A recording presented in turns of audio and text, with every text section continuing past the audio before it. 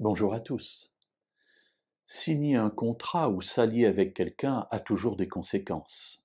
Et c'est pour cette raison qu'il faut faire très attention aux alliances que nous nouons avec les uns ou avec les autres. En effet, une fois que quelque chose est dit, et le mot porte en lui-même cette force, ce poids, nous sommes liés à lui. Alors, Dieu avait prévu et avait voulu, et il l'avait dit à Israël: ne vous alliez pas, ne faites pas d'association avec des personnes qui ne sont pas du peuple d'Israël.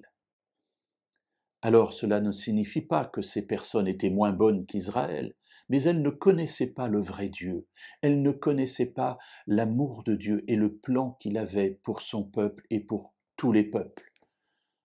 Alors dans notre vie, de la même manière, je pense que Dieu nous encourage à nous allier plutôt à des gens qui ont la même perspective de vie, qui ont la même espérance, parce que nous pourrons ainsi cheminer ensemble et nous éviter de nombreuses difficultés. Le grand roi Salomon, tout sage qu'il était, malheureusement, n'a pas écouté ce sage conseil de Dieu, et cela l'a mené à la perdition. Nous lisons dans le premier livre des rois, au chapitre 3 et au verset 1, Salomon s'allia par mariage avec le Pharaon, roi d'Égypte. Il prit pour femme la fille de Pharaon, et il la mena dans la cité de David. Voilà, Salomon veut agrandir son territoire, affermir sa royauté. Pourquoi pas? Mais au lieu de faire confiance à Dieu comme l'avait fait le roi David, il va rechercher des alliances humaines. Et à l'époque, pour s'allier avec quelqu'un, on se mariait avec sa fille.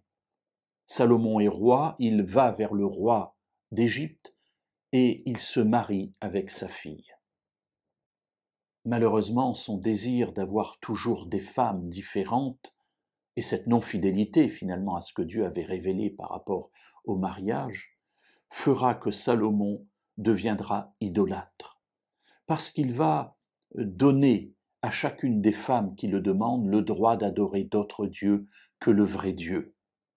Et cela a commencé par une personne. Du jour au lendemain, il ne s'est pas dit « je vais devenir idolâtre », mais il a donné à une personne, cette fille de Pharaon, la possibilité d'entrer dans son intimité. Et ainsi c'est lui qui s'est corrompu. Alors faisons attention aux personnes avec qui nous nous allions, de peur de suivre leur voie plutôt que celle de Dieu.